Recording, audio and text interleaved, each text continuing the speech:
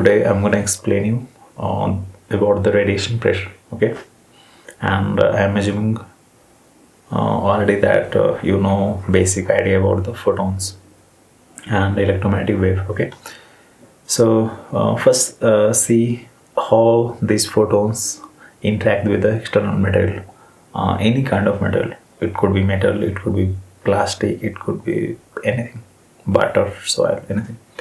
So what is photon like photon को हम लोग समझते हैं इलेक्ट्रोमैग्नेटिक वेव के फॉर्म में. लाइक इलेक्ट्रोमैग्नेटिक वेव क्या होता है? सिंपली दो फील्ड है जो आपस में परपेंडिकुलरली ऑक्सीलेट कर रहा काइंड ऑफ. और ये जो इलेक्ट्रोमैग्नेटिक वेव जनरेट होता ये चार्ज का ऑक्सीलेशन से जनरेट होता. तुम ऑलरेडी पढ़े हुए इलेक्ट्रोस्टैट्स में या मैग्नेटिज्म में कि कोई भी जो रेस चार्ज होता है सिर्फ इलेक्ट्रिक फील्ड प्रोड्यूस करता, और जो यूनिफॉर्म मोशन में चार्ज होता है ये मैग्नेटिक फील्ड क्रिएट करता है. और अगर चार्ज एक्सेलरेट कर रहा हो या ऑक्सीलेट कर रहा हो तो इलेक्ट्रोमैग्नेटिक वेव क्रिएट करता. तो इसके बिहाइंड का रीजन ये हो रहा कि रियलिटी में मैग्नेटिक फील्ड एग्जिस्ट करता ही नहीं, सिर्फ इलेक्ट्रिक फील्ड एग्जिस्ट करता. और वेरिंग इलेक्ट्रिक फील्ड जो होता है मैग्नेटिक फील्ड कॉज होता है. मतलब कि अगर हम लोग इलेक्ट्रिक फील्ड को चेंज करना स्टार्ट करते तो आइदर हम लोग इलेक्ट्रिक फील्ड को चेंज करके मैग्नेटिक फील्ड क्रिएट करना चाहें या फिर हम लोग फ्रेम ऑफ रेफरेंस को चेंज करना शुरू करें. किसी मूविंग फ्रेम के रिस्पेक्ट में जो इलेक्ट्रिक फील्ड होता है वो काइंड ऑफ एक अलग बिहेवियर शो करना शुरू करता है. उसी को हम लोग मैग्नेटिक फील्ड के फॉर्म में ऑलवेज स्टडी करते हैं. बट अभी उतना जानने की जरूरत नहीं. सिंपली ये जानो कि कोई भी यूनिफॉर्म मूविंग चार्ज होगा मैग्नेटिक फील्ड क्रिएट करेगा. अगर एक्सेलरेट कर रहा होगा तो इलेक्ट्रोमैग्नेटिक वेव क्रिएट करेगा. और चलो थोड़ा सा और आइडिया मैं एक्सप्लेन कर रहा हूँ कि चार्ज जब एक्सेलरेट कर रहा होता तो उससे वेरिंग मैग्नेटिक फील्ड क्रिएट होता, variable magnetic field. And variable magnetic field है जो इलेक्ट्रिक फील्ड क्रिएट करता है, and variable electric field magnetic field create करता है. तो काइंड ऑफ ऑलवेज एक रिकर्सिव इवेंट हो रहा है. Electric field magnetic field create करने में हेल्प कर रहा है and magnetic field electric field create करने में हेल्प कर रहा है. तो काइंड ऑफ जो हम इलेक्ट्रोमैग्नेटिक वेव बोल रहा है दैट्स वाई ये ऑक्सीलेटिंग चार्ज होना चाहिए, क्योंकि ऑक्सीलेटिंग चार्ज होगा तभी ये वेरिंग मैग्नेटिक फील्ड प्रोड्यूस करने में कैपेबल होगा. Okay, and then after recursive electric field magnetic field create होना शुरू हो जाएगा. तो हम लोग समझ रहे हैं कि इस फील्ड में मैग्नेटिक फील्ड एग्जिस्ट कर रहा है काइंड ऑफ ऐसा साइनसोइडल एंड सॉरी इस प्लेन में एक्स वाई प्लेन में, एंड इस प्लेन में इलेक्ट्रिक फील्ड एग्जिस्ट कर रहा है काइंड ऑफ ऐसा हम लोग समझ रहे हैं. एंड इसी को हम लोग इलेक्ट्रोमैग्नेटिक वेव बोल रहे हैं. ये वेव है जो प्रोपोगेट काइंड ऑफ इस डायरेक्शन में हो सकता है.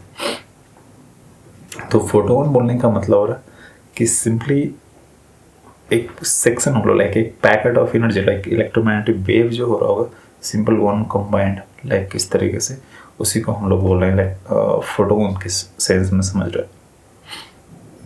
तो अब हम लोग समझते हैं क्योंकि photon electromagnetic wave directly photon की हेल्प से अगर हम लोग किसी चीज़ को समझने की कोशिश करेंगे तो बहुत ज़्यादा डिफिकल्ट होता है, क्योंकि फोटोन को लोग एज ए पार्टिकल के फॉर्म में समझते हैं. तो फर्स्टली फील्ड का इंटरेक्शन देखना है हम लोग को मटेरियल के साथ. अगर इलेक्ट्रोमैग्नेटिक फील्ड का या इलेक्ट्रोमैग्नेटिक वेव का अगर हम लोग इंटरेक्शन किसी मटेरियल के साथ समझ रहे हैं कि कैसा हो सकता है, देन आफ्टर फोटोन्स का भी बिहेवियर सेम हो, क्योंकि फोटोन बेसिकली है कि इलेक्ट्रोमैग्नेटिक वेव है. तो सपोज एक हम लोग एक मेटल कंसिडर कर रहे हैं और इस डायरेक्शन से इलेक्ट्रोमैग्नेटिक वेव है जो प्रोपोगेट कर रहा है. और बेसिकली क्या हो रहा है कि इस प्लेन में मैग्नेटिक फील्ड होगा एंड इस प्लेन में इलेक्ट्रिक फील्ड हो रहा है. तो फर्स्टली जो भी मेटल होगा या किसी भी टाइप का मेटल होगा उसके पास सम इलेक्ट्रॉन्स होगा, राइट. तो अभी क्या करें, क्योंकि हम लोग कंसिडर किए कि इस डायरेक्शन में इलेक्ट्रिक फील्ड है तो ये इलेक्ट्रिक फील्ड इसके इलेक्ट्रॉन के साथ काइंड ऑफ इंट्रैक्शन शो करना शुरू करेगा. तो क्योंकि इलेक्ट्रिक फील्ड इस डायरेक्शन में तो चार्ज पे अगर इलेक्ट्रिक फील्ड ऊपर के डायरेक्शन में होगा तो इलेक्ट्रॉन पे फोर्स नीचे लाएगा. अगर फील्ड नीचे के डायरेक्शन में होगा इलेक्ट्रॉन पे फोर्स ऊपर लाएगा. एंड ऑफ इलेक्ट्रॉन है जो ऑक्सीलेट करना शुरू करेगा. सोच पा रहा हूँ अभी मैग्नेटिक फील्ड कुछ भी नहीं करेगा क्योंकि इलेक्ट्रॉन ऑलमोस्ट रेस्ट में था मटेरियल के अंदर. तो magnetic field always moving charge पे फोर्स एक्ट करता. तो क्योंकि इलेक्ट्रॉन रेस्ट में था या बोल सकते हो यस थोड़ा बहुत मोशन परफॉर्म कर रहा होगा, वाइब्रेशन परफॉर्म कर रहा होगा, बट बहुत ही कम है. लेकिन इलेक्ट्रिक फील्ड क्या करेगा, ये इलेक्ट्रोमैग्नेटिक वेव का जो इलेक्ट्रिक कंपोनेंट है ये इसको ऑक्सीलेट करना शुरू करेगा, जिससे कि उसका मोशन में इंक्रीमेंट आ रहा एंड देन मैग्नेटिक फील्ड इस पे एक्ट करना शुरू करेगा. सोच पा रहे हो ऐसा? तो electric field kind of vertical motion provide कर रहा, मैग्नेटिक फील्ड अब इस पे क्योंकि मैग्नेटिक फील्ड सपोज इस डायरेक्शन में होगा तो हम निकाल सकते हैं ना Q into V cross V, तो वी क्रॉस वी अगर करेंगे तो फोर्स इधर आएगा, बट चार्ज क्योंकि निगेटिव इलेक्ट्रॉन के पास तो काइंड ऑफ इलेक्ट्रॉन फोर्स है जो इधर फील करना शुरू करेगा। सोच पा रहे हो? तो एज ए नेट क्या हो रहा है, जो इलेक्ट्रोमैग्नेटिक वेव था इस मेटल का जो इलेक्ट्रॉन है इस पर एक फोर्स लगाना शुरू कर रहा, और सोचो कि मेटल के पास बिलियन ट्रिलियंस ऑफ इलेक्ट्रॉन्स है, तो हर एक इलेक्ट्रॉन अगर बहुत ही कम अमाउंट ऑफ फोर्स भी एक्सपीरियंस करेगा तो net as a metallic plate पे बहुत ज़्यादा फोर्स होता है, बहुत ज़्यादा इन द सेंस कि मैं यहाँ पे स्टिल बहुत ही स्मॉल फोर्स की बात कर रहे हैं, बट स्टिल काइंड ऑफ समझ सकते हो कि यहाँ पे बहुत सारा इलेक्ट्रॉन्स है, हर एक इलेक्ट्रॉन का जो फोर्स है काइंड ऑफ इस डायरेक्शन में होना स्टार्ट होगा, एंड देन आफ्टर ये मेटालिक प्लेट कुछ फोर्स फील करेगा, दैट्स वाई ये काइंड ऑफ इधर स्लाइड होना स्टार्ट कर देगा। सोच पा रहे हो? इसी आइडिया को हम लोग रेडिएशन प्रेशर बोल रहे हैं, क्योंकि बेसिकली एक मेटालिक प्लेट है और ये जो इलेक्ट्रोमैग्नेटिक वेव आ रहा है इसको हम लोग रेडिएशन समझ सकते हैं, और रेडिएशन क्या कर रहा है, इस प्लेट पे कुछ ऐसा फोर्स लगा रहा है, एंड हम लोग जो फोर्स देखते हैं पर यूनिट एरिया वाइज देखते हैं, तो that's why per unit area में जो भी फोर्स एक्ट कर रहा होगा उसी को हम लोग प्रेशर बोल रहे हैं, प्रेशर फोर्स अपॉन एरिया। तो ये पूरा जो आइडिया हो रहा है कि रेडिएशन किसी सरफेस पे कुछ प्रेशर एक्ट कर सकता है, प्रेशर जनरेट करने में हेल्प कर रहा है, दैट्स वाई पूरे थिंग को हम लोग रेडिएशन प्रेशर में स्टडी करने की कोशिश कर रहे हैं। बट इसका फंडामेंटल आइडिया आई थिंक समझना बहुत ही ज़रूरी है। सिंपली लोग समझते हैं कि फोटोन पार्टिकल है, कोलिजन करेगा ऐसा, वो तो हम लोग एक्सप्लेन काइंड ऑफ बहुत ही लेम तरीके से कर देते हैं, बट रियलिटी में फोटोन पार्टिकल बोल सकते हैं डिस्क्रीट पैकेट ऑफ एनर्जी है, बट पार्टिकल से एक्सप्लेन करना काइंड ऑफ थोड़ा डिफिकल्ट होता है। तो दैट्स वाई हम लोग अगर इलेक्ट्रोमैग्नेटिक वेव के फॉर्म में फोटोन को देख रहे हैं, एंड देन आफ्टर इंट्रैक्शन जो मटेरियल का हो रहा होगा इस वेव के साथ, वो काइंड ऑफ एक्सप्लेन करना काइंड ऑफ ईजी है।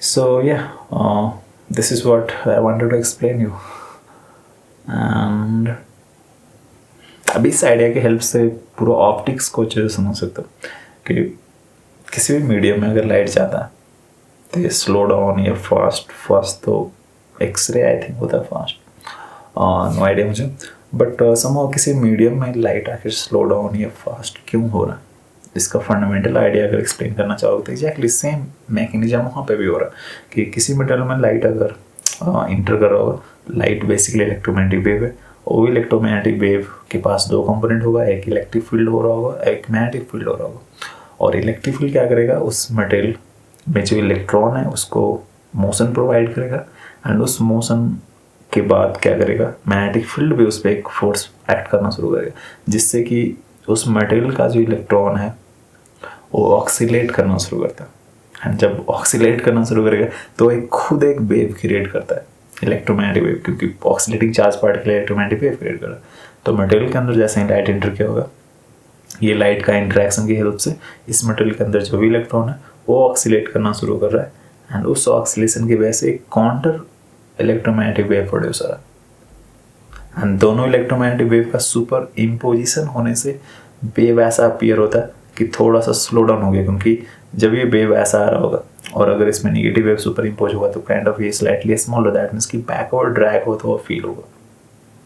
तो दैट्स वाई सुपर इम्पोजिशन के कारण वेव हम लोग को फील हो रहा है कि बैकवर्ड स्लाइटली स्लो डाउन हो गया, बट रियलिटी में स्लो डाउन नहीं हो रहा, सुपर इम्पोजिशन के कारण नया वेव बन रहा है, एंड सुपर इम्पोजिशन के कारण जो नया वेव बन रहा है स्लाइटली बैकवर्ड सेंस में अपीयर हो रहा है। Okay, so yeah, that's it for this video, I guess, and see you in the next one, hopefully.